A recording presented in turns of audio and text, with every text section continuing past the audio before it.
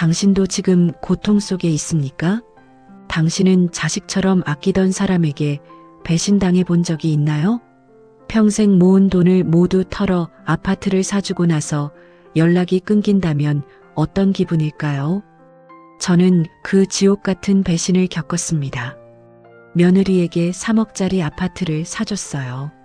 제 전 재산이었습니다. 남편이 돌아가시고 혼자 30년을 식당하며 모은 돈이었죠. 그 돈으로 며느리 이름으로 아파트를 사줬어요. 아들 내외가 행복하게 살기를 바라는 마음에서였습니다. 하지만 그 순간부터 며느리가 변했어요. 처음에는 감사하다며 전화도 자주 하고 찾아오기도 했습니다. 그런데 한 달, 두 달 지나면서 연락이 뜸해지기 시작했어요. 3달째 되던 날 아들한테 전화했습니다. 아들아, 엄마 목소리 들리니? 엄마, 무슨 일이세요? 바빠요. 나중에 전화할게요. 뚝! 전화가 끊겼어요. 냉랭한 목소리였습니다. 예전에는 엄마가 전화하면 반가워했는데 이제는 귀찮아하는 게 느껴졌어요. 며느리한테도 전화했습니다. 여보세요? 며느리, 나 엄마야. 잠깐만요. 바빠요. 끊을게요. 또 전화가 끊겼습니다. 제 가슴이 무너지는 것 같았어요. 아파트를 사주기 전까지만 해도 며느리는 저를 진짜 엄마처럼 따랐습니다. 일주일에 한 번씩은 꼭 찾아왔고 같이 밥도 먹고 시장도 갔어요. 어머니 사랑해요. 저한테 정말 잘해주셔서 감사해요. 그렇게 말하던 며느리였습니다. 하지만 아파트를 받고 나니 180도 달라졌어요. 전화도 안 받고 문자도 무시하고 명절에도 오지 않았습니다. 저는 매일 울었어요. 혼자 좁은 원룸에 살면서 울었습니다. 평생 모은 돈을 다 쏟아부어 며느리에게 아파트를 사줬는데 남은 건 배신뿐이었습니다. 6개월이 지났을 때 참을 수 없었어요. 며느리 집으로 직접 찾아갔습니다. 초인종을 눌렀는데 며느리가 나왔어요.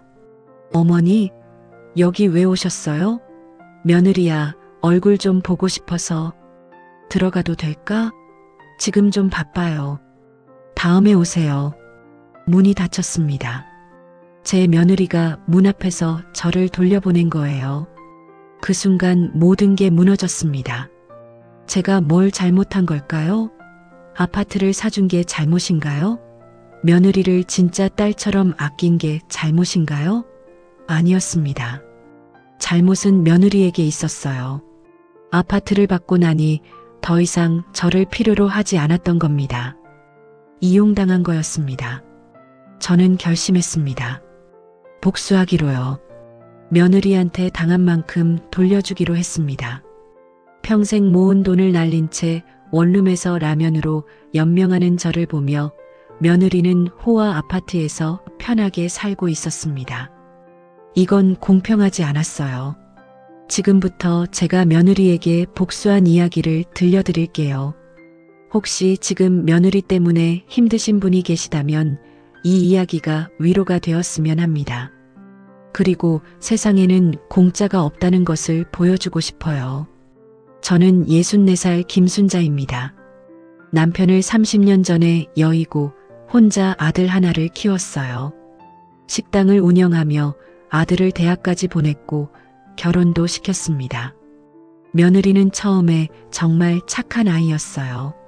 아니, 착한 척을 잘했던 겁니다. 그 본색을 3억짜리 아파트를 받고 나서야 드러냈죠. 이제부터 시작입니다. 5년 전 가을이었습니다. 아들 준호가 여자친구를 데려온다고 했어요. 엄마, 이번 주말에 여자친구 데려갈게요. 소개시켜드리고 싶어요. 정말? 어떤 아이인데? 착하고 예뻐요. 엄마 마음에 쏙 드실 거예요. 저는 설레는 마음으로 그날을 기다렸습니다. 아들이 30살이 되도록 여자친구를 한 번도 소개시킨 적이 없었거든요.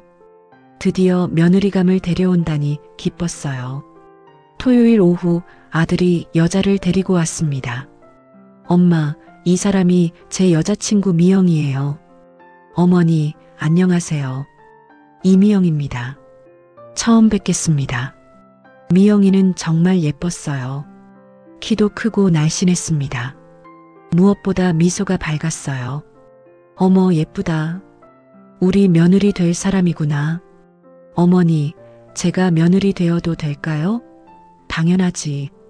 우리 준호 잘 부탁해. 저는 미영이가 마음에 쏙 들었습니다. 그날 저녁 제가 정성껏 음식을 준비했어요. 미영이가 정말 잘 먹었습니다. 어머니, 음식 정말 맛있어요. 어떻게 이렇게 요리를 잘하세요? 많이 먹어. 더 먹을래? 네, 더 주세요. 미영이가 환하게 웃었어요. 그 모습이 정말 사랑스러웠습니다. 식사 후 우리는 거실에서 차를 마시며 이야기를 나눴어요. 미영이는 대학을 졸업하고 작은 회사에 다니고 있었습니다.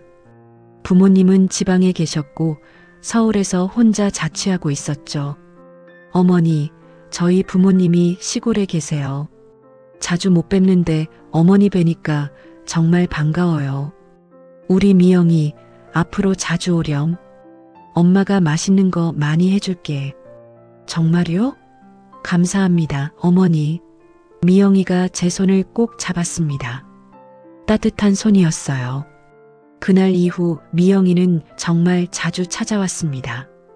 일주일에 2~3번씩 왔어요. 어머니, 보고 싶어서 왔어요. 그래, 우리 며느리. 어서 와. 미영이는 제 식당 일도 도와줬습니다. 설거지도 하고 청소도 하고요. 어머니, 제가 할게요. 쉬세요. 아니야. 내가 왜 이런 일을 해? 괜찮아요. 어머니가 너무 힘들어 보여서요. 저는 미영이가 정말 착하다고 생각했어요. 진짜 딸처럼 느껴졌습니다. 1년 후 아들과 미영이가 결혼했습니다. 결혼식 날 미영이가 저를 꼭 안았어요. 어머니, 저 이제 진짜 딸 될게요. 평생 효도할게요. 사랑해요. 나도 사랑한다, 우리 딸. 저는 정말 행복했습니다. 좋은 며느리를 얻었다고 생각했어요. 신혼집은 작은 투룸이었습니다. 전세 2억이었는데 제가 5천만 원을 보태줬어요. 어머니, 이렇게 많은 돈을 주시면 어떡해요. 우리 아들 신혼집인데 당연하지. 잘 살아라. 고맙습니다, 어머니. 평생 잊지 않을게요. 미영이가 눈물을 흘렸습니다. 신혼 초 2년은 정말 좋았어요. 미영이는 일주일에 1번씩 꼭 찾아왔고 명절에는 친정보다 시댁을 먼저 왔습니다. 어머니, 제가 만든 반찬이에요. 맛있게 드세요. 고맙다, 미영아. 우리 며느리 최고야. 저는 미영이를 정말 아꼈어요. 친딸처럼요. 그런데 3년째 되던 해 미영이가 임신을 했습니다. 미영이가 임신 소식을 알려줬을 때 저는 정말 기뻤습니다. 어머니, 저 임신했어요. 정말? 우리 미영이가? 축하한다. 감사해요, 어머니. 저는 미영이를 위해 온갖 보양식을 해줬어요. 삼계탕, 미역국, 갈비찜. 매주 정성껏 만들어서 가져다 줬습니다. 미영아, 이거 먹고 힘내. 어머니, 고마워요. 정말 감사해요. 어머니가 아니었으면 어쩔 뻔했어요. 뭘? 당연한 거지. 우리 손주 건강하게 나와야지. 임신 기간 내내 저는 미영이를 챙겼습니다. 병원도 같이 가고 태교에 좋다는 음악도 함께 들었어요. 미영이는 정말 감사해했습니다. 어머니, 저 진짜 복 받았어요. 이런 좋은 시어머니를 만나다니. 우리 미영이가 좋은 며느리지. 10개월 후 손주가 태어났습니다. 건강한 남자아이였어요. 이름은 민재라고 지었습니다. 어머니, 우리 민재 보세요. 정말 예쁘죠? 그럼. 할미 손주가 제일 예뻐. 우리 민재 건강하게 자라렴. 저는 손주가 너무 사랑스러웠어요. 매일 가서 돌봐줬습니다. 미영이가 출산 후 회사를 그만뒀거든요. 육아에 전념하기 위해서였습니다. 어머니, 제가 회사를 그만뒀어요. 민재를 직접 키우고 싶어서요. 그래, 잘했어. 엄마가 키우는 게 제일 좋지. 하지만 경제적으로 어려워졌어요. 준호 혼자 벌어서는 빠듯했습니다. 저는 매달 생활비를 보태줬어요. 50만 원씩이었습니다. 어머니, 이렇게까지 하시면 안 돼요. 괜찮아. 우리 손주 잘 먹고 자라야지. 정말 감사합니다, 어머니. 민재가 돌이 되었을 때 미영이가 말했습니다. 어머니, 저희 집이 너무 좁아요. 민재가 크는데 방이 하나밖에 없어서요. 그래, 그럼 어떡하지? 이사 가고 싶은데 돈이 없어요. 전세금도 올려달라고 하고. 저는 고민했습니다. 제 통장에는 2억 5천만 원이 있었어요. 평생 식당하며 모은 돈이었습니다. 은퇴 후를 위한 돈이었죠. 하지만 손주를 생각하니 마음이 약해졌습니다.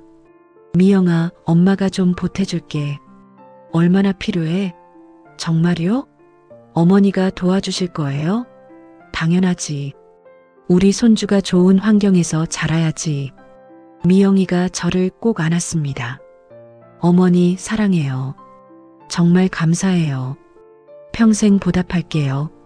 저는 1억을 보태줬습니다. 그 돈으로 아들 내외는 3억짜리 전세로 이사를 갔어요. 방 3개짜리 넓은 아파트였습니다. 어머니, 정말 감사해요. 이렇게 좋은 집에 살게 해주셔서. 잘 살아라. 우리 민재 건강하게 키우고. 네, 어머니. 꼭 그럴게요. 하지만 제 통장에는 1억 5천만 원밖에 남지 않았습니다. 괜찮다고 생각했어요. 아들 내외가 행복하면 그걸로 충분했으니까요. 그런데 2년 후 미영이가 또 말했습니다. 민재가 3살이 되던 해였습니다. 어느 일요일 오후 미영이가 심각한 표정으로 말했어요. 어머니, 상의 드릴 게 있어요. 뭔데, 미영아? 저희 아파트를 사고 싶어요. 아파트? 네. 전세로 계속 살기에는 불안해요. 집값도 계속 오르고 전세금도 자꾸 올려달라고 하고요. 그렇긴 하지. 요즘 집값이 많이 올랐지. 그래서 어머니께 부탁드리려고요. 아파트 사는 걸 도와주실 수 있으세요? 저는 당황했습니다. 제 통장에 남은 돈은 1억 5천만 원. 아파트를 사기에는 턱없이 부족했어요. 미영아, 엄마가 도와주고 싶은데 돈이 많이 없어. 얼마나 있으세요? 1억 5천 정도. 미영이의 표정이 어두워졌습니다. 그럼 부족하네요. 저희가 보는 아파트가 3억이거든요. 3억? 그렇게 비싼 집을? 어머니, 요즘 3억이면 그렇게 비싼 것도 아니에요. 이 동네에서는 싼 편이에요. 저는 난감했습니다. 1억 5천만 원을 다 드려도 부족한 금액이었으니까요. 미영아, 미안한데 엄마가 그 정도 돈은 없어. 아들이 끼어들었습니다. 엄마, 대출 받으면 되잖아요. 엄마 명의로 대출 받으면 1억은 나올 거예요. 준호야, 엄마가 이제 나이가 많아서 대출이 잘 안 나와. 시도는 해보세요. 저희 정말 절실해요.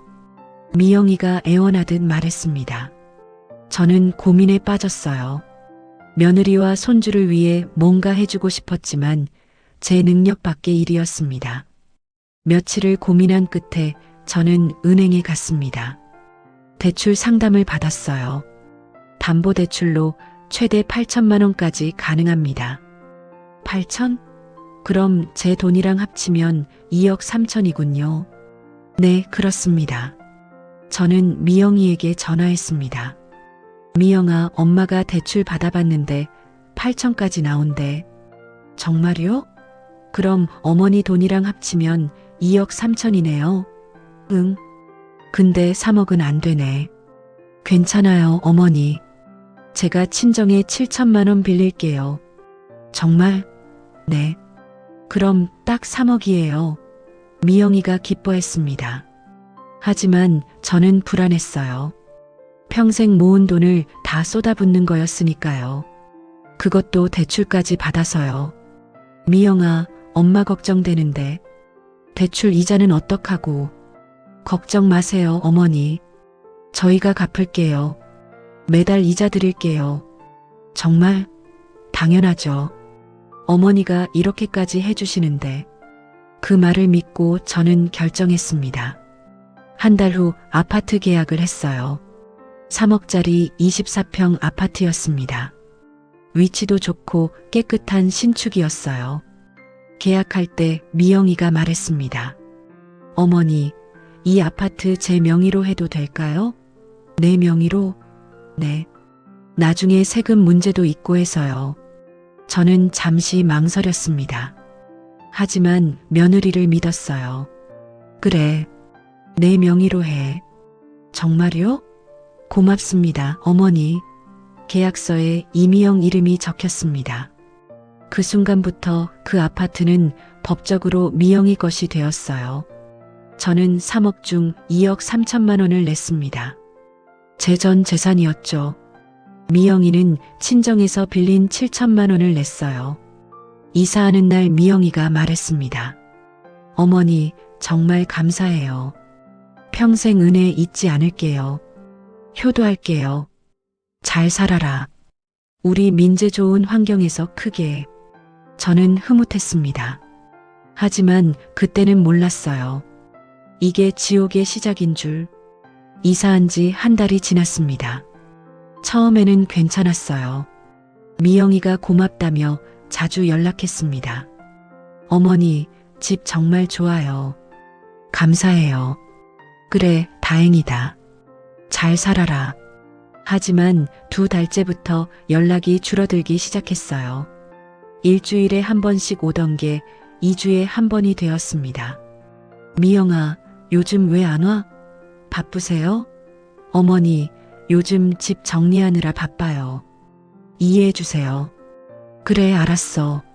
하지만 마음 한구석이 불편했습니다. 3개월째 되던 날 저는 직접 찾아갔어요. 손주도 보고 싶고 며느리도 궁금했거든요. 초인종을 눌렀습니다. 누구세요? 나 엄마야. 문이 열렸는데 미영이 표정이 별로 반갑지 않았어요. 어머니, 왜 오셨어요? 손주 보고 싶어서. 들어가도 돼? 미영이가 마지못해 문을 열어줬습니다.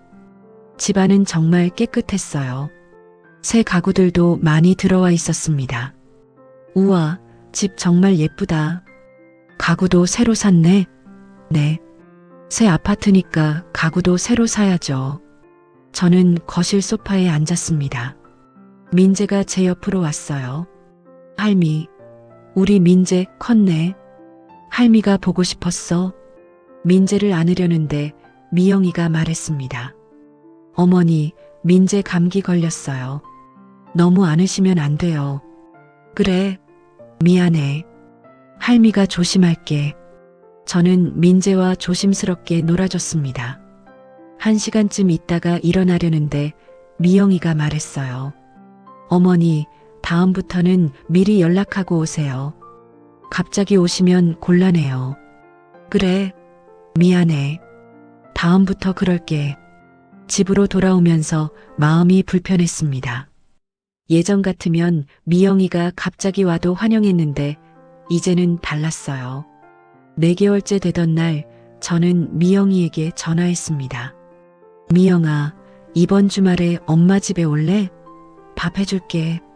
어머니, 저희 바빠요. 다음에 갈게요.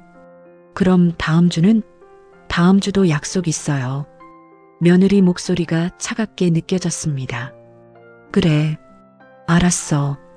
언제 시간 되면 연락해. 네. 끊을게요.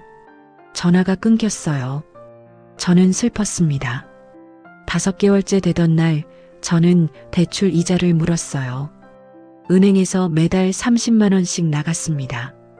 미영이가 갚아준다고 했지만 한 번도 준 적이 없었어요. 미영아, 대출 이자 말이야. 네, 매달 30만 원인데 내가 주기로 했잖아. 아, 그거요. 어머니, 지금 저희 형편이 어려워요. 조금만 기다려주세요. 그래, 알았어.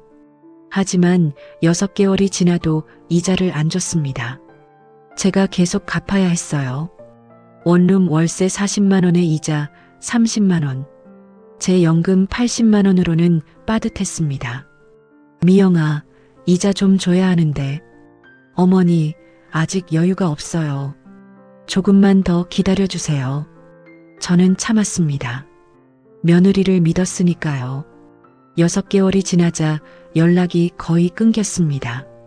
제가 전화해도 안 받고 문자도 무시했어요. 며느리야, 엄마야. 전화 좀 해줘. 읽음 표시만 뜨고 답장이 없었습니다. 아들한테 전화했습니다. 준호야, 엄마야. 왜 미영이가 전화를 안 받니? 엄마, 미영이 바빠요. 이해해 주세요. 그래도 전화 한 통은 할 수 있잖아. 엄마, 나중에 얘기해요. 바빠요. 뚝. 아들마저 차갑게 대했습니다. 저는 이해할 수 없었어요. 제가 뭘 잘못한 걸까요? 명절이 다가왔습니다. 추석이었어요. 당연히 며느리 내외가 올 거라고 생각했습니다. 저는 음식을 정성껏 준비했어요. 며느리가 좋아하는 갈비찜도 만들고 민재가 좋아하는 잡채도 만들었습니다. 하지만 추석 당일 연락이 없었어요. 전화를 걸었습니다. 미영아, 오늘 올 거지? 어머니, 저희 친정 갔어요. 친정? 올해는 친정에서 명절 보내기로 했어요. 그럼 엄마한테 미리 말을 해야지. 바빠서 깜빡했어요. 끊을게요. 전화가 끊겼습니다. 저는 혼자 차려놓은 음식을 보며 울었어요. 평생 이렇게 외로운 명절은 처음이었습니다. 다음 날 아들한테 전화했습니다. 준호야, 왜 어제 안 왔니? 엄마, 미안해요. 미영이가 친정 가자고 해서. 그래도 엄마한테 말은 해야지. 바빠서요. 이해해 주세요. 엄마는 이해가 안 되는구나. 엄마, 저 바빠요. 나중에 전화할게요. 아들도 변했습니다. 예전에는 제 말을 잘 들었는데 이제는 며느리 편만 들었어요. 7개월째 되던 날 저는 참다 못해 며느리 집으로 찾아갔습니다. 초인종을 눌렀어요. 누구세요? 나 엄마야. 문 좀 열어줘. 잠깐만요. 5분을 기다렸는데 문이 안 열렸습니다. 미영아, 왜 안 열어줘? 지금 바빠요. 다음에 오세요. 엄마 손주 보고 싶어. 문 좀 열어줘. 안 돼요.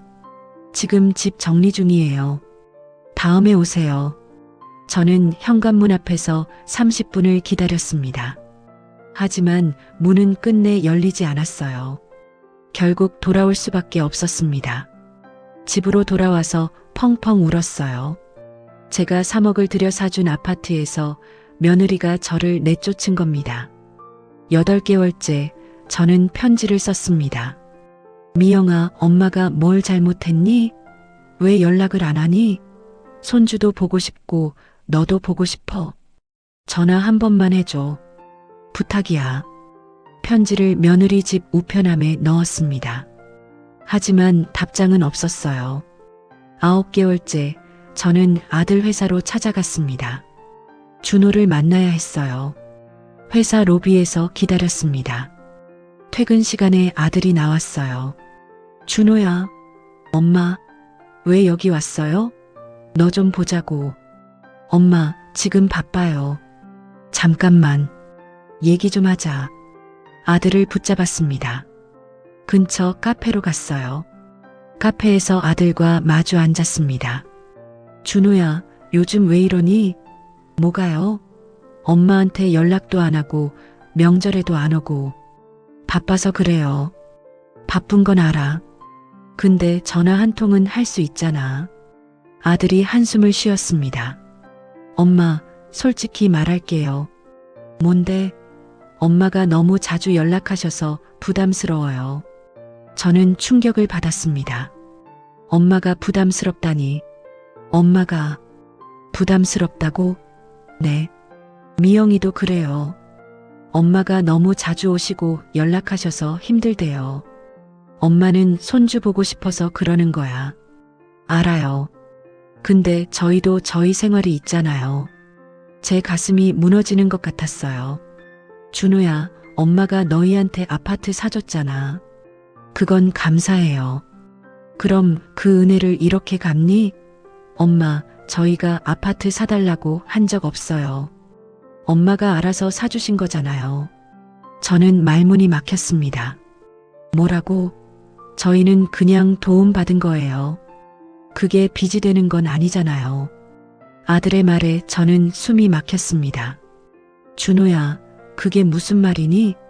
엄마, 사실 미영이가 말했어요. 엄마가 계속 아파트 얘기하면서 은혜를 강요한다고. 저는 눈물이 났습니다. 엄마는 은혜를 강요한 적 없어. 그냥 손주 보고 싶고 너희가 보고 싶을 뿐이야. 엄마, 저희도 엄마 사랑해요. 근데 좀 거리를 두고 싶어요. 거리를? 네. 한 달에 한 번 정도만 만나요. 그게 서로한테 좋을 것 같아요. 저는 믿을 수 없었습니다. 제가 3억을 들여 아파트를 사줬는데 한 달에 한 번만 만나자고요? 준호야, 엄마 마음 아프다. 엄마도 이해해 주세요. 저희도 힘들어요. 뭐가 힘들어? 아파트 받아서 좋지 않니? 그건 고마워요. 근데 그거랑 이거랑은 별개잖아요. 저는 일어났습니다. 더 이상 대화할 수 없었어요. 알았다. 엄마가 이해할게. 한 달에 한 번만 연락할게. 엄마, 나간다. 카페를 나왔습니다. 눈물이 멈추지 않았어요. 집으로 돌아와서 밤새 울었습니다. 평생 아들을 위해 살았는데 이런 대접을 받다니. 다음 날 아침 저는 결심했습니다. 며느리한테 속았다는 것을. 처음부터 아파트가 목적이었던 거예요. 착한 며느리 연기를 하며 저를 속이고 아파트를 받아낸 겁니다. 그리고 아파트를 받자마자 본색을 드러낸 거죠. 저는 화가 났습니다. 이대로 당하고만 있을 수 없었어요. 복수를 계획하기 시작했습니다. 그날부터 저는 복수를 계획했습니다. 어떻게 하면 며느리에게 제대로 본때를 보여줄 수 있을까 고민했어요. 먼저 법률 상담을 받으러 갔습니다. 변호사 사무실을 찾아갔어요. 어떻게 오셨습니까? 제가 며느리에게 아파트를 사줬는데 연락을 끊었어요. 돌려받을 수 있나요? 명의가 누구입니까? 며느리 이름이요. 증여계약서는 있으신가요? 아니요. 그냥 며느리 명의로 샀어요. 변호사가 고개를 저었습니다. 그럼 법적으로 어렵습니다. 증여로 간주되거든요. 하지만 제가 돈을 다 냈어요. 증거가 있나요? 계좌이체 내역이나 차용증 같은 거요. 저는 멍했습니다. 그런 건 없었어요. 며느리를 믿고 그냥 준 거였으니까요. 죄송하지만 법적으로 돌려받기는 힘들 것 같습니다. 며느리 명의인 이상 그 아파트는 며느리 것입니다. 저는 좌절했습니다. 법으로는 안 되는구나. 그럼 다른 방법을 찾아야 했어요. 며느리의 약점을 찾기 시작했습니다. 친구 경숙이한테 물어봤어요. 경숙아, 요즘 며느리들 뭘 제일 무서워하더라? 글쎄, 소문 아닐까? 소문? 응. 동네에서 나쁜 소문 나는 거. 그거 제일 싫어해. 저는 생각했습니다. 소문. 그래, 소문을 내는 거야. 며느리 아파트 동네로 갔습니다. 아파트 단지 안 슈퍼에 들어갔어요. 어머니, 뭐 찾으세요? 우유 주세요. 우유를 사면서 슬쩍 말을 꺼냈습니다. 여기 305동 1503호에 사는 이미영 씨 아세요? 아, 미영 씨요? 알죠. 그 집 며느리예요. 아, 그러세요? 그런데 며느리가 요즘 연락을 안 하셔서요. 시어머니한테 아파트 받고 나서 연락을 끊었어요. 슈퍼 주인이 눈을 크게 떴습니다. 정말요? 그런 일이?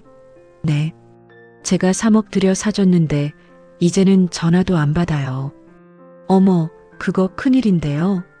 주변에 소문이 퍼지기 시작했습니다. 며칠 후 아파트 입구 벤치에 앉아 있는 아주머니들한테도 말했어요.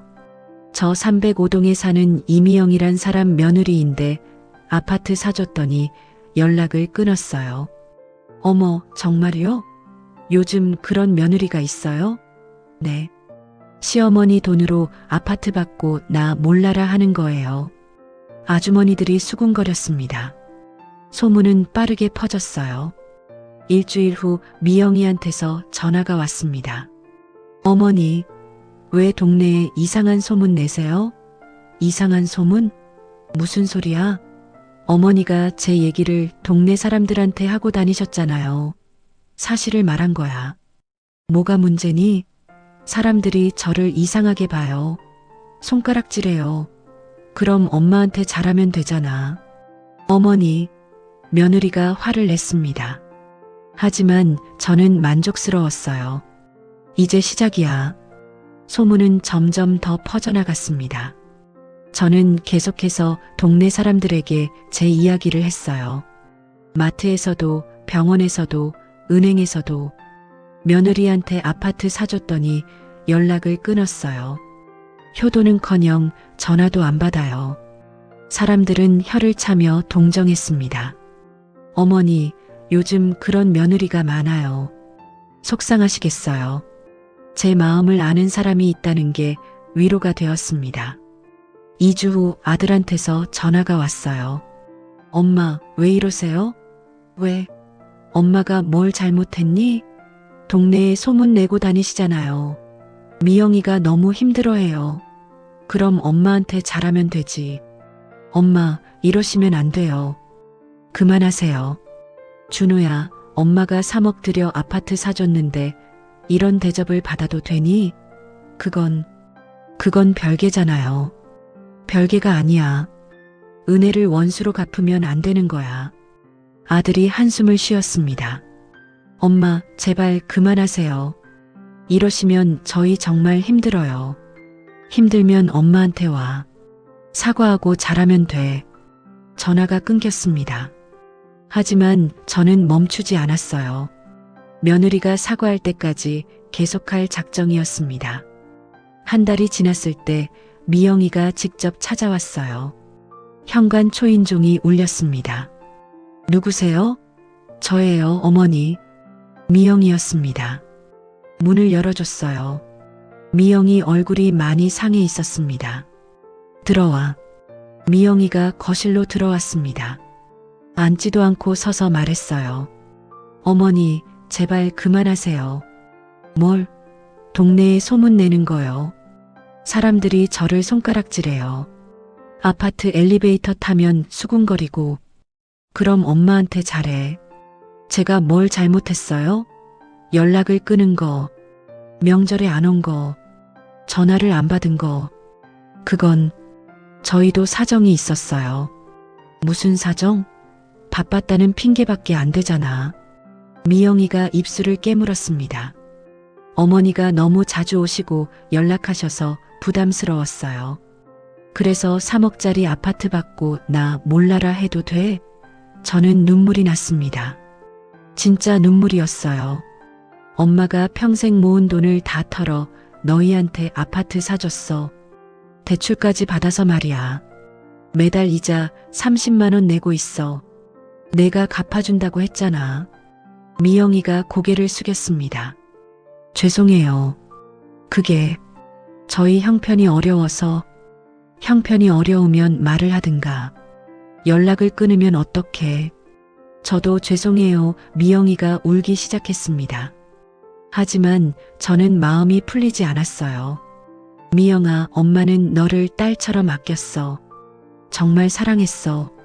그런데 너는 아파트가 필요해서 엄마한테 잘한 거잖아. 아니에요. 정말 어머니를 좋아했어요. 그럼 왜 연락을 끊었니? 미영이가 대답하지 못했습니다. 미영이가 한참을 울다가 말했습니다.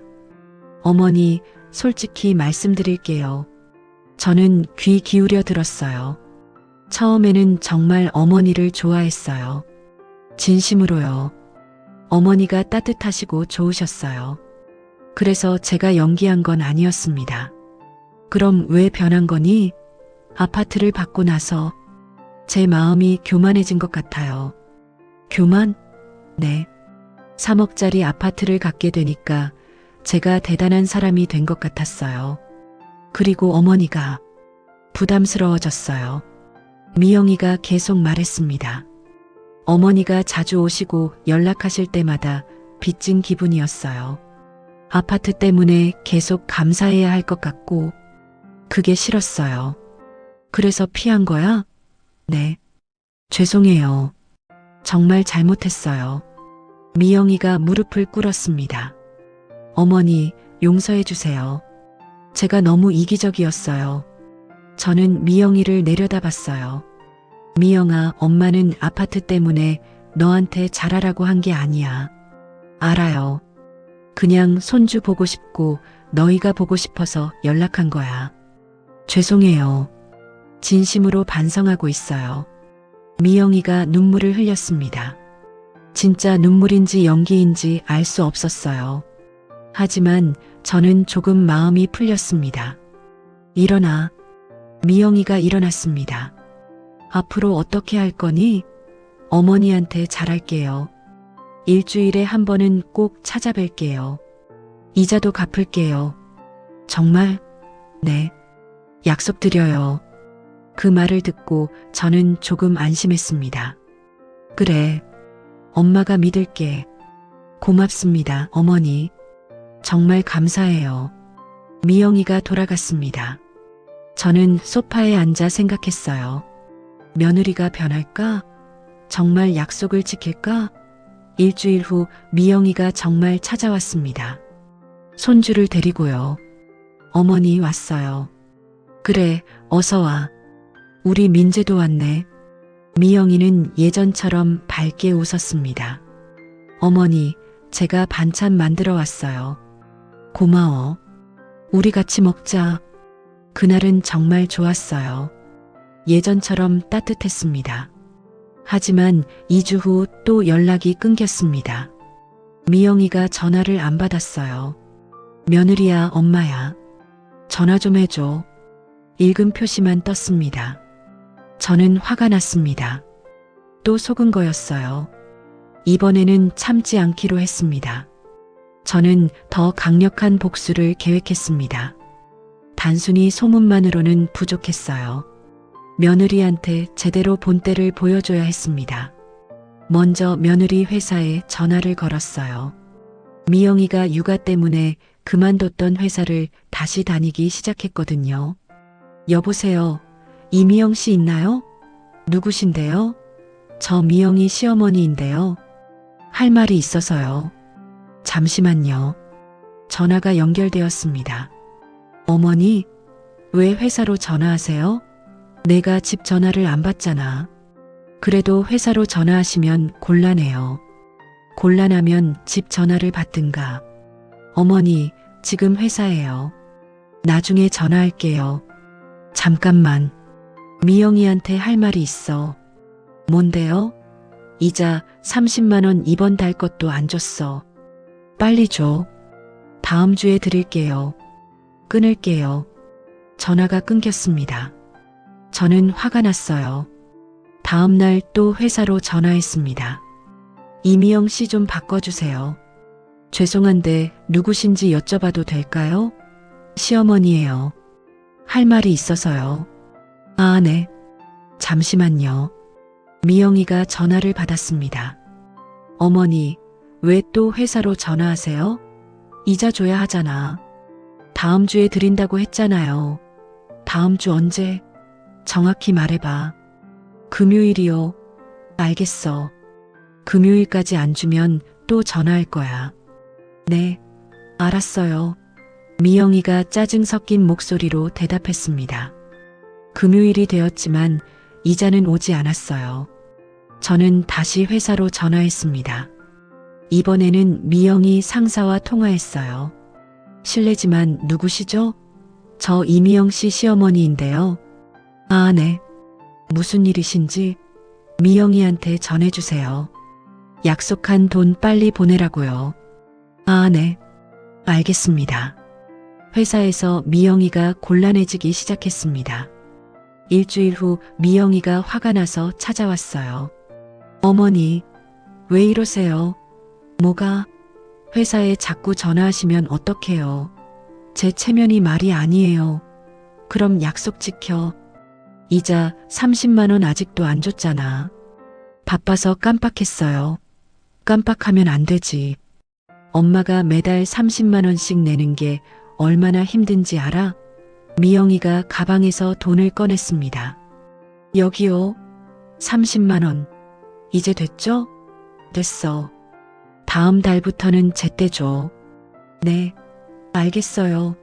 미영이가 화를 내며 나갔습니다. 하지만 다음 달에도 이자는 오지 않았어요. 저는 이번에는 며느리 친구들에게 연락했습니다. 미영이 SNS를 보니 친구들이 있었거든요. 메시지를 보냈습니다. 안녕하세요. 미영이 시어머니예요. 미영이한테 연락이 안 되어서 이렇게 연락드려요. 친구들이 답장을 보냈습니다. 아, 네. 미영이한테 전해드릴게요. 고마워요. 미영이한테 이자 30만 원 보내라고 전해주세요. 아파트 사줬는데 이자도 안 주고 연락도 끊었어요. 친구들이 당황했습니다. 미영이의 체면이 구겨지기 시작했어요. 며느리가 반격에 나섰습니다. 어느 날 경찰서에서 연락이 왔어요. 김순자 씨 맞으십니까? 네, 맞는데요. 무슨 일이세요? 며느리분이 스토킹으로 신고하셨습니다. 경찰서로 나와주시겠어요? 저는 충격을 받았습니다. 스토킹? 며느리가 저를 스토킹으로 신고했다고요? 경찰서에 갔습니다. 경찰관이 설명했어요. 며느리분 말로는 어머님이 계속 회사로 전화하시고 친구들한테 연락하시고 집 앞에서 기다리신다고 하는데요. 그건 며느리가 연락을 안 해서 그런 거예요. 제가 3억 들여 아파트 사줬는데 이자도 안 주고. 경찰관이 난처한 표정을 지었습니다. 어머님 마음은 이해하지만 상대방이 원하지 않는데 계속 연락하시면 스토킹이 될 수 있습니다. 그럼 제가 어떡해요? 제 돈은요? 그건 민사 문제니까 법원에 가셔야 할 것 같습니다. 저는 경찰서에서 나왔습니다. 분했어요. 며느리가 오히려 저를 신고하다니. 집으로 돌아와서 생각했습니다. 이대로 질 수는 없었어요. 다음 날 변호사를 다시 찾아갔습니다. 증여 취소 소송을 하고 싶어요. 증여 취소는 어려운데요. 사유가 뭐죠? 며느리가 저를 학대해요. 연락도 끊고 이자도 안 주고. 변호사가 서류를 검토했습니다. 증여 취소 사유가 되려면 중대한 배신행위가 있어야 합니다. 연락 안 하는 건 약하고요. 그럼 어떡해요? 차라리 부양의무 불이행으로 접근하는 게 나을 것 같습니다. 부양의무요? 네. 며느리가 시어머니를 부양할 의무가 있는데 그걸 안 한다고 소송하는 거죠. 그럼 제 돈을 돌려받을 수 있어요? 직접적으로는 어렵지만 며느리한테 부양비를 받을 수 있습니다. 저는 고민했습니다. 소송을 하려면 돈도 들고 시간도 오래 걸릴 것 같았어요. 일단 다른 방법을 생각해 보기로 했습니다. 집으로 돌아와서 아들한테 전화했습니다. 준우야, 엄마야. 엄마, 무슨 일이세요? 미영이가 엄마를 경찰에 신고했어. 알아요. 미영이가 얘기했어요. 준우야, 엄마가 뭘 잘못했니? 엄마가 너무 심하게 하셨잖아요. 회사에도 전화하시고 친구들한테도 연락하시고. 그건 미영이가 연락을 안 해서 그런 거야. 엄마, 그래도 그렇게 하시면 안 되죠. 저는 한숨을 쉬었습니다. 준우야, 엄마가 3억 들여 아파트 사줬어. 그거 알지? 알아요. 그럼 그 은혜를 이렇게 갚아도 돼? 엄마, 저희가 사달라고 한 적 없어요. 엄마가 알아서 사주신 거잖아요. 아들의 말에 제 가슴이 무너졌습니다. 그래, 엄마가 알아서 한 거지. 미안하다. 전화를 끊었습니다. 저는 울었어요. 아들마저 며느리 편을 들다니. 저는 마지막 수단으로 며느리 친정을 찾아가기로 했습니다. 미영이 부모님을 만나면 뭔가 해결책이 있을 것 같았어요. 미영이 친정은 충남 천안에 있었습니다. 버스를 타고 3시간을 갔어요. 주소를 찾아 집 앞에 섰습니다. 초인종을 눌렀어요. 누구세요? 저 미영이 시어머니인데요. 할 말이 있어서 왔습니다. 문이 열렸습니다. 중년 남자가 나왔어요. 미영이 아버지였습니다. 아, 사돈 어르신. 무슨 일로 오셨어요? 들어가도 될까요? 할 말이 있어서요. 들어오세요. 거실로 안내받았습니다. 미영이 어머니도 나오셨어요. 어머니, 안녕하세요. 아이고, 사돈 어르신. 어쩐 일이세요? 저는 그동안 있었던 일을 모두 설명했습니다. 3억을 들여 아파트를 사준 것, 며느리가 연락을 끊은 것, 이자도 안 주는 것. 미영이 부모님이 난처한 표정을 지었습니다. 그런 일이 있었군요. 저희가 몰랐습니다. 미영이가 아파트 받은 건 알았는데 그런 식으로 행동했는지는 몰랐어요. 저는 눈물을 흘렸습니다. 정말 힘들었어요. 제가 평생 모은 돈을 다 쏟아부었는데. 이해합니다. 저희가 미영이한테 얘기해 볼게요. 그리고 어르신, 미영이 아버지가 조심스럽게 말했습니다. 뭔가요? 아파트를 사주실 때 왜 미영이 명의로 하셨어요? 그게 미영이가 세금 문제 때문에 그렇게 하자고 해서요. 아이고, 그럼 법적으로 미영이 거예요. 돌려받기 힘들어요. 알아요. 변호사한테 상담받았어요. 미영이 어머니가 한숨을 쉬었습니다. 저희 딸이 잘못했네요. 죄송합니다. 며느리를 잘못 키웠어요. 아니에요. 그냥 미영이가 저한테 잘했으면 좋겠어요. 그날 밤 미영이 부모님 집에서 묵었습니다. 다음 날 아침 미영이한테서 전화가 왔어요. 어머니, 왜 저희 친정에 가셨어요? 부모님한테 말씀드려야 할 것 같아서. 제가 얼마나 창피한지 아세요? 부모님이 저한테 엄청 화내셨어요. 그럼 엄마한테 잘해. 어머니, 저 정말 화났어요. 나도 화났어. 3억 받아놓고 이럴 거면 돌려줘. 못 돌려줘요. 제 명의예요. 미영이가 소리를 질렀습니다. 그래, 내 명의지. 법적으로는 내 거야. 근데 도덕적으로는, 양심적으로는 저는 잘못 없어요. 어머니가 알아서 사주신 거잖아요. 저는 전화를 끊었습니다. 더 이상 대화가 안 됐어요. 친정에서 돌아오는 버스 안에서 생각했습니다. 이제 정말 복수를 해야겠다고. 집으로 돌아온 저는 새로운 복수 방법을 생각했습니다. 요즘은 SNS 시대잖아요. 제 이야기를 온라인에 올리기로 했어요. 먼저 블로그를 만들었습니다. 제목은 며느리에게 배신당한 시어머니의 이야기였어요. 제가 겪은 모든 것을 자세히 적었습니다. 며느리 이름은 가명으로 바꿨지만 상황은 정확히 적었어요. 평생 모은 돈 3억으로 아파트를 사줬습니다. 며느리 명의로요. 하지만 아파트를 받자마자 며느리가 연락을 끊었어요. 대출 이자도 안 주고 명절에도 안 오고 전화도 안 받습니다. 제 잘못인가요? 글을 올리자 댓글이 달리기 시작했습니다. 요즘 며느리들 진짜 문제예요.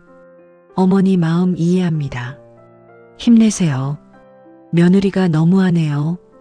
법적으로 대응하세요. 응원합니다. 공감하는 사람들이 많았어요. 저는 용기를 얻었습니다. 다음으로 온라인 커뮤니티에도 글을 올렸어요.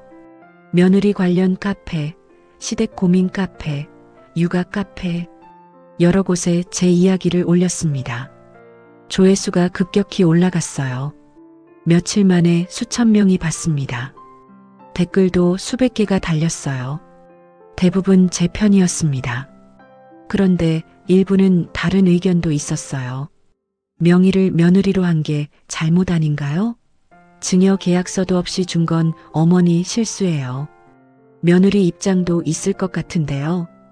그런 댓글을 보면 화가 났지만 무시했습니다. 일주일 후 미영이한테서 전화가 왔어요. 어머니, 인터넷에 왜 글을 올리셨어요?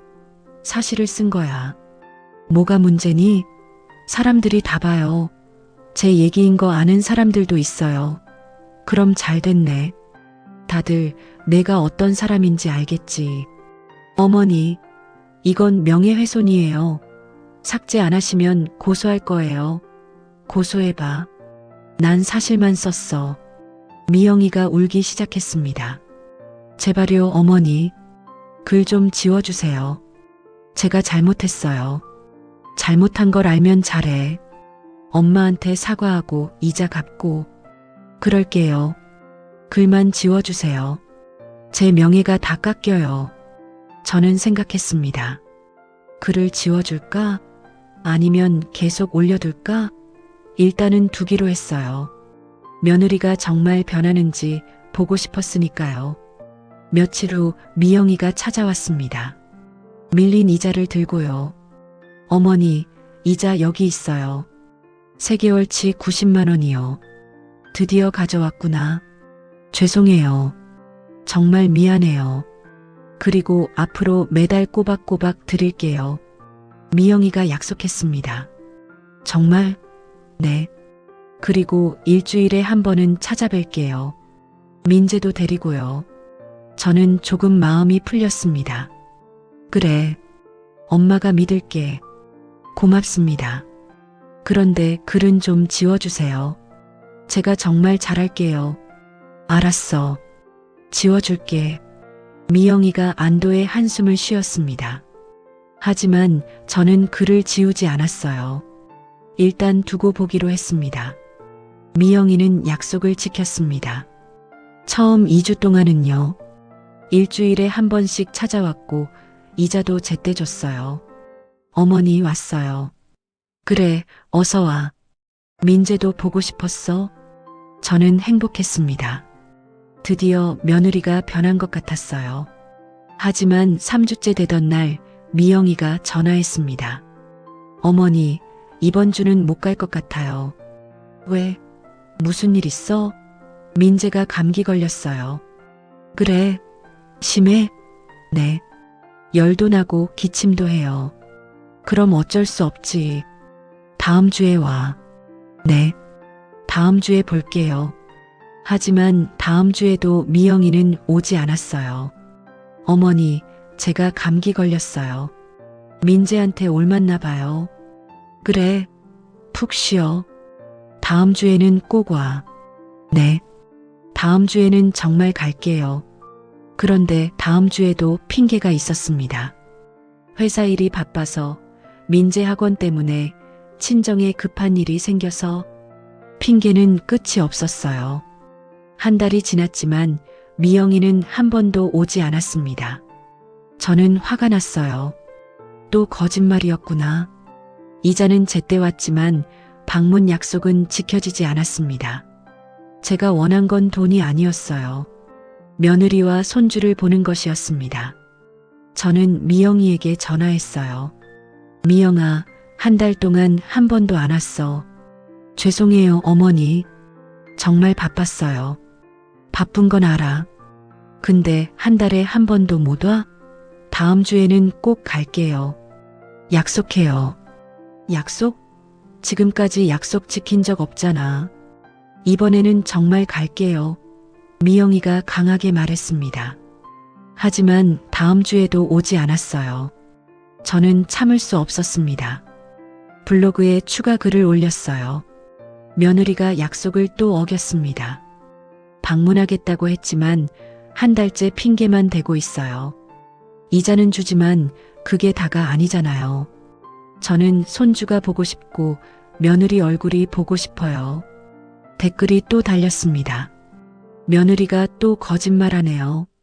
실망이에요. 돈만 주면 다인가요? 효도는 마음으로 하는 거예요. 응원합니다, 어머니. 이번에는 미영이가 더 격하게 반응했습니다. 어머니, 글 또 올리셨어요. 약속 안 지켰잖아. 바빠서 그랬다니까요. 바쁜 건 핑계야. 시간은 만드는 거야. 어머니는 저희 사정을 몰라요. 무슨 사정? 말해봐. 미영이가 한참 침묵하더니 말했습니다. 솔직히 어머니 보는 게 부담스러워요. 부담스러워? 네. 갈 때마다 아파트 얘기하시잖아요. 3억 줬다고. 저는 할 말을 잃었습니다. 엄마가 그런 얘기 한 적 없는데. 하셨어요. 지난번에도 하셨고 그 전에도 하셨어요. 저는 기억이 안 났습니다. 정말 그런 말을 했을까? 어쨌든 며느리는 그렇게 느꼈나 봅니다. 며칠 후 아들이 찾아왔습니다. 심각한 표정이었어요. 엄마, 얘기 좀 해요. 그래, 앉아라. 무슨 일이니? 아들이 한참을 망설이더니 말했습니다. 엄마, 저희 이혼하려고요. 저는 깜짝 놀랐습니다. 뭐? 이혼? 왜? 미영이가 견디기 힘들대요. 엄마 때문에요. 엄마 때문에? 네. 엄마가 계속 글 올리시고 압박하시고 미영이가 우울증 걸렸어요. 저는 말문이 막혔습니다. 준호야, 그건 미영이가 먼저 잘못했잖아. 알아요. 근데 엄마도 너무 심하셨어요. 심했다고? 엄마가 뭘 잘못했는데? 인터넷에 글 올리시고 회사에 전화하시고 친구들한테 연락하시고 그건 미영이가 연락을 안 해서. 엄마, 아들이 소리를 질렀습니다. 저는 놀랐어요. 준호가 저한테 소리를 지른 건 처음이었습니다. 엄마, 이제 그만하세요. 엄마도 너무 하셨어요. 엄마가 뭘 잘못했니? 아파트 사준 게 잘못이야? 그게 아니라 엄마가 그걸 무기로 쓰시잖아요. 무기? 네. 아파트 줬으니까 우리가 엄마 말을 다 들어야 한다는 식이잖아요. 저는 부인했습니다. 엄마는 그런 적 없어. 있어요. 맨날 3억 줬다고 하시잖아요. 그건, 준호야, 그건 사실이잖아. 사실이어도 맨날 말씀하시면 부담스러워요. 저는 한숨을 쉬었습니다. 좋아. 엄마가 잘못했어. 이제 안 그럴게. 그런데 이혼은 왜 해? 미영이가 못 견디겠대요.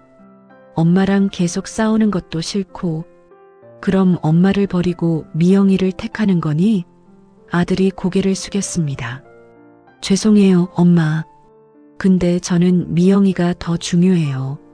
제 가슴이 찢어지는 것 같았습니다.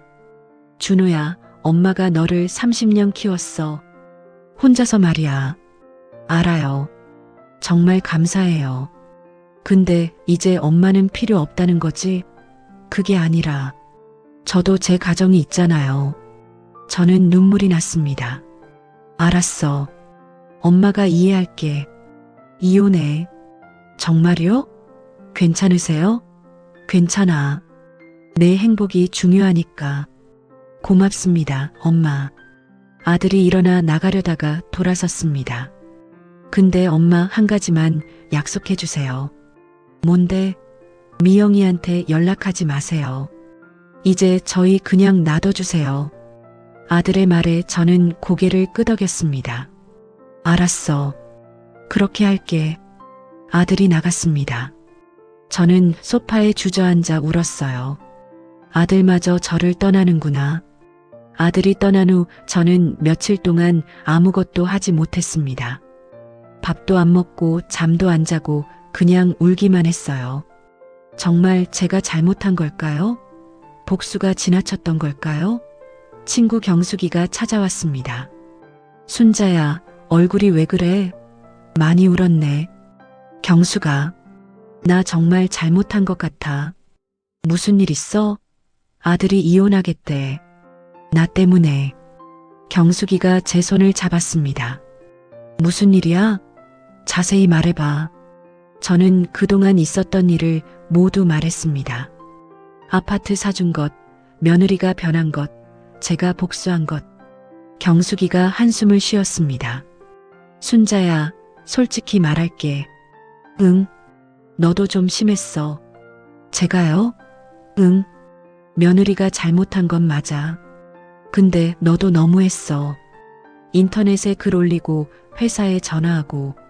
하지만 며느리가 먼저 잘못했잖아. 맞아. 근데 복수가 답은 아니잖아. 그럼 어떡해요? 그냥 당하고만 살아요? 경숙이가 제 어깨를 토닥였습니다. 순자야, 너 정말 원하는 게 뭐야? 돈? 아니면 며느리랑 손주? 저는 생각했습니다. 제가 정말 원하는 게 뭘까? 손주가 보고 싶어요. 며느리도 보고 싶고.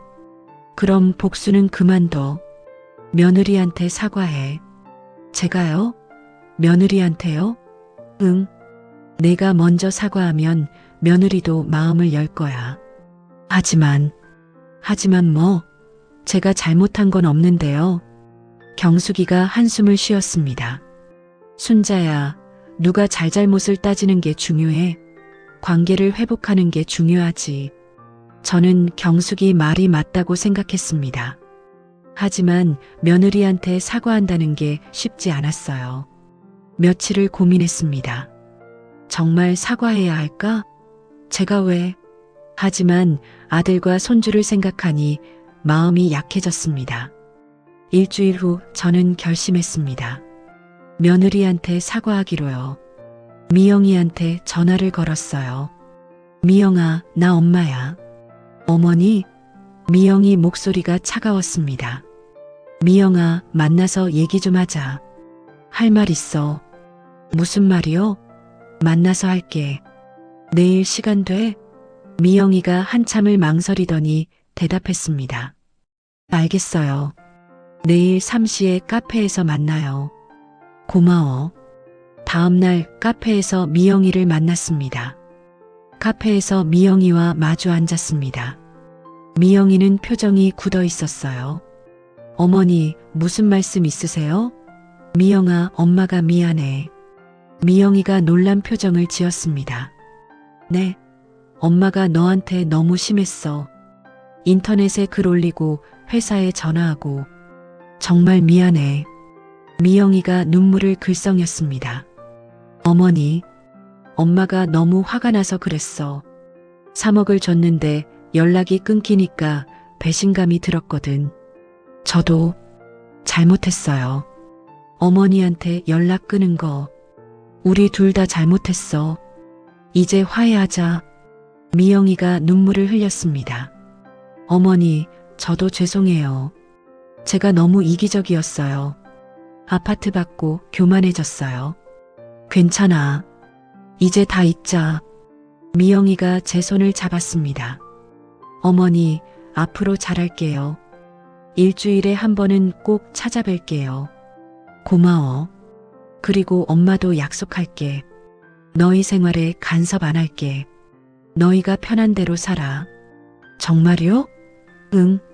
엄마가 너무 집착했어. 미안해. 우리는 서로 안았습니다. 정말 진심으로 화해하는 것 같았어요. 그날부터 관계가 조금씩 좋아졌습니다. 미영이는 약속대로 일주일에 한 번씩 찾아왔어요. 어머니 왔어요. 그래, 어서 와. 우리 민재도 왔네. 민재가 제게 달려왔습니다. 할미, 우리 민재 컸네. 할미가 보고 싶었어. 저는 손주를 안으며 행복했습니다. 이게 제가 원하던 거였어요. 미영이도 예전처럼 밝아졌습니다. 어머니, 제가 반찬 만들어 왔어요. 고마워. 우리 같이 먹자. 함께 밥을 먹으며 웃고 떠들었어요. 정말 가족 같았습니다. 이자도 제때 들어왔어요. 미영이가 한 번도 거르지 않고 매달 30만 원을 보내줬습니다. 저는 만족했어요. 하지만 마음 한구석에는 여전히 아쉬움이 있었습니다. 아파트가 미영이 명의라는 것. 제가 3억을 냈는데 법적으로는 제 것이 아니라는 것. 그래도 참기로 했어요. 관계가 더 중요하니까요. 6개월이 지났습니다. 우리는 정말 가까워졌어요. 명절에도 미영이 내외가 왔고 생일에도 함께 보냈습니다. 어머니 생일 축하해요. 고마워, 미영아. 너희가 있어서 엄마가 행복해. 저는 정말 행복했습니다. 복수를 포기하고 화해하길 잘했다고 생각했어요. 그런데 1년 후 예상치 못한 일이 벌어졌습니다. 미영이와 아들이 이혼했어요. 진짜로요. 어느 날 아들한테서 전화가 왔습니다. 엄마, 나 준호야. 응, 아들. 무슨 일이야? 엄마, 나 미영이랑 이혼했어. 저는 깜짝 놀랐습니다. 뭐? 이혼? 왜? 우리 안 맞아. 계속 싸웠어. 하지만 요즘 잘 지내지 않았니? 겉으로는 그랬는데 속으로는 계속 문제가 있었어. 저는 충격을 받았습니다. 그럼 민재는? 미영이가 키우기로 했어. 제 가슴이 아팠습니다. 손주를 못 보게 되는 건가요? 며칠 후 미영이한테서 전화가 왔어요. 어머니, 저예요. 미영아, 이혼했다며? 네. 죄송해요. 민재는 어떡하고? 제가 키울게요. 혼자서? 네. 제가 잘 키울게요. 그리고 미영이가 말을 멈췄습니다. 뭔데? 아파트 팔려고요. 저는 가슴이 철렁했습니다. 아파트를 판다고? 네. 더 작은 데로 이사 가려고요. 혼자 살기에는 너무 커서요. 잠깐만. 그 아파트 엄마가 사준 거잖아. 알아요. 근데 제 명의예요. 제 마음대로 할 수 있어요. 미영아, 그건 아니지. 엄마 돈으로 산 건데. 법적으로는 제 거예요, 어머니. 저는 말문이 막혔습니다. 미영아, 우리 잘 지냈잖아. 알아요. 고마웠어요. 그럼 아파트 팔지 마. 엄마 부탁이야. 죄송해요. 이미 결정했어요. 다음 달에 계약해요. 전화가 끊겼습니다. 저는 멍하니 앉아 있었어요. 결국 이렇게 되는구나. 일주일 후 아파트가 팔렸습니다. 3억 5천만 원에요. 집값이 올라서 5천만 원 이득을 본 겁니다. 미영이는 그 돈으로 2억짜리 작은 아파트를 샀어요. 그리고 나머지 1억 5천만 원은 가졌습니다. 제가 준 돈에 대해서는 한 푼도 돌려주지 않았어요. 저는 분했습니다. 결국 이용당한 거였어요. 처음부터 끝까지 저는 참을 수 없었습니다. 이번에는 정말 제대로 복수하기로 했어요. 먼저 변호사를 찾아갔습니다. 이번에는 다른 변호사였어요. 부당이득 반환 소송을 하고 싶어요. 부당이득이요? 네. 제가 3억을 줬는데 며느리가 아파트 팔아서 이득을 봤어요. 그 돈을 돌려받고 싶어요. 변호사가 서류를 검토했습니다. 증거가 있으세요? 계좌이체 내역이요? 있어요. 제 통장에서 2억 3천이 나갔어요. 좋습니다. 그럼 소송 가능할 것 같습니다. 며느리 명의지만 실질적으로 어머님 돈이라는 걸 입증하면 돼요. 저는 소송을 시작했습니다. 비용은 500만 원이었어요. 비상금을 털어냈습니다. 미영이한테 소장이 날아갔어요. 며칠 후 미영이한테서 전화가 왔습니다. 어머니, 왜 저를 고소하셨어요? 내 돈 돌려받으려고. 법적으로 제 돈이라니까요. 법적으로는 내 거지.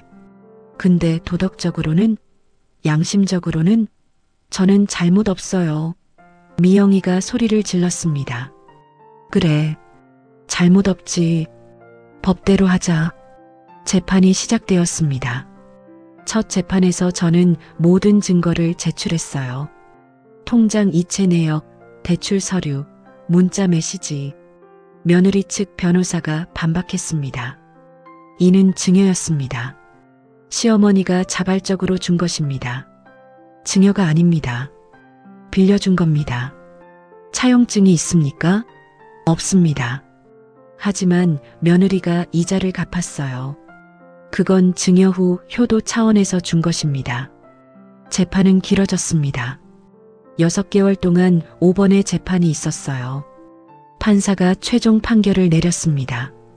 원고의 청구를 일부 인용합니다. 피고는 원고에게 1억 원을 지급하라. 저는 일부 승소했습니다. 3억 중 1억을 돌려받게 된 거예요. 미영이는 항소했지만 2심에서도 같은 판결이 나왔습니다. 결국 미영이는 저에게 1억을 돌려줘야 했어요. 돈을 받는 날 미영이가 말했습니다. 어머니, 이제 만족하세요? 만족 안 해. 3억 다 돌려받아야 만족하지. 그건 불가능해요. 법원에서 1억만 인정했잖아요. 법은 그래도 양심은 다르잖아. 양심? 제게 양심을 말씀하세요? 어머니야말로 양심 있으세요? 미영이가 울었습니다. 저도 울었어요. 우리는 서로를 원망하며 헤어졌습니다. 재판이 끝나고 2년이 지났습니다. 저는 1억을 돌려받았지만 행복하지 않았어요. 아들과도 연락이 끊겼습니다. 손주도 못 봤어요. 며느리는 저를 원망했고 저도 며느리를 미워했습니다. 어느 날 친구 경숙이가 찾아왔습니다. 순자야, 요즘 어떻게 지내? 그냥 살아. 돈은 받았지? 응. 1억 받았어. 그럼 됐네. 저는 고개를 저었습니다. 안 됐어. 하나도 안 됐어. 왜? 돈 받았잖아. 돈은 받았는데 아들을 잃었어. 손주도 못 봐. 경숙이가 한숨을 쉬었습니다. 순자야, 너 정말 원했던 게 뭐야? 돈? 아니면 가족? 저는 울었습니다. 가족이요. 돈은 필요 없어요. 아들이랑 손주만 보고 싶어요. 그럼 왜 소송까지 했어? 화가 나서요. 억울해서요. 근데 이제 후회돼. 경숙이가 제 손을 잡았습니다. 아직 늦지 않았어. 아들한테 연락해봐. 연락해도 받을까요? 해봐. 안 하면 영원히 모르잖아. 저는 용기를 내서 아들한테 전화했습니다. 준호야, 엄마야. 엄마, 오랜만이에요. 응. 잘 지내니? 네. 엄마는요? 엄마도 잘 지내. 준호야, 우리 한번 만날 수 있을까? 아들이 한참 침묵하더니 대답했습니다. 좋아요. 다음 주에 만나요. 일주일 후 아들을 만났습니다. 카페에서요. 아들은 많이 수척해 보였어요. 준호야, 살 빠졌네. 많이 힘들었어요. 미안하다. 엄마 때문에. 아들이 고개를 저었습니다. 엄마 잘못 아니에요. 제 선택이었어요. 엄마가 미영이한테 너무 심했어. 소송까지 하고. 엄마도 억울했어요. 알아요. 엄마 마음 이해해요. 우리는 한참을 이야기했습니다. 그리고 화해했어요. 준호야, 앞으로 자주 보자. 네, 엄마. 그런데 손주는 못 만나요. 미영이가 절대 안 된대요. 저는 슬펐지만 받아들였습니다. 어쩔 수 없었어요. 그렇게 저와 아들의 관계는 회복되었지만 손주는 영원히 볼 수 없게 되었습니다. 제가 복수에 집착한 대가였어요. 지금 돌이켜보면 후회가 됩니다. 처음부터 며느리와 대화로 풀었어야 했어요. 소송까지 갈 필요는 없었습니다. 복수는 아무것도 해결하지 못했어요. 오히려 모든 걸 잃게 만들었습니다. 지금부터 5년이 지났습니다. 저는 70살이 되었어요. 아들과는 가끔 만나지만 손주는 여전히 못 보고 있습니다. 며느리와는 완전히 연락이 끊겼어요. 돌이켜보면 제가 많은 실수를 했습니다. 첫째, 아파트를 며느리 명의로 한 것. 이게 가장 큰 실수였어요. 아무리 믿어도 법적 보호장치는 필요했습니다. 둘째, 복수에 집착한 것. 소문내고 인터넷에 글 올리고 소송하고 이 모든 게 관계만 망가뜨렸어요. 셋째, 대화하지 않은 것. 며느리가 왜 연락을 끊었는지 진지하게 대화했어야 했습니다. 제가 배운 교훈을 말씀드리고 싶어요. 자녀에게 재산을 줄 때는 반드시 법적 장치를 마련하세요. 아무리 믿어도 서류는 필요합니다. 며느리나 사위에게 큰 돈을 줄 때는 더욱 조심하세요. 명의를 함부로 넘기지 마세요. 그리고 복수는 답이 아닙니다. 복수는 상황을 더 악화시킬 뿐이에요. 대화로 풀어야 합니다. 마지막으로 관계가 재산보다 중요합니다. 저는 1억을 받았지만 손주를 잃었어요. 어떤 게 더 소중한지 생각해 보세요. 혹시 지금 며느리나 사위 문제로 고민하시는 분이 계시다면 제 실수를 반복하지 마세요. 법적 장치를 마련하고 대화로 풀고 복수하지 마세요. 이 이야기가 누군가에게 교훈이 되었으면 합니다. 그리고 댓글로 여러분의 이야기도 들려주세요.